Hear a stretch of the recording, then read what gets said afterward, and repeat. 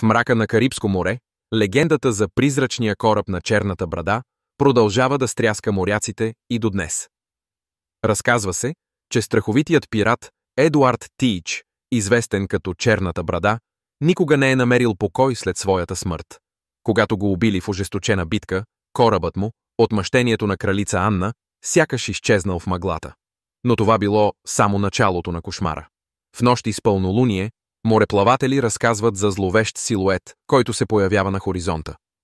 Корабът е обвит в мистериозна зелена светлина, а от палубата му се чуват далечни стонове, скърцане на дърво и страховит смях. Душите на загиналите пирати, обречени да бродят завинаги. Много смели моряци са се опитали да открият кораба, вярвайки, че на борда му се крие огромно съкровище – злато, скъпоценности и древни карти. Но никой не се е върнал, за да разкаже какво е намерил.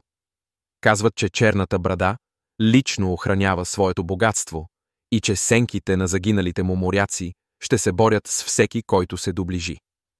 Според легендите, ако се заслушаш внимателно в тихите нощи край Карибите, можеш да чуеш вълните, които носят проклятието на кораба.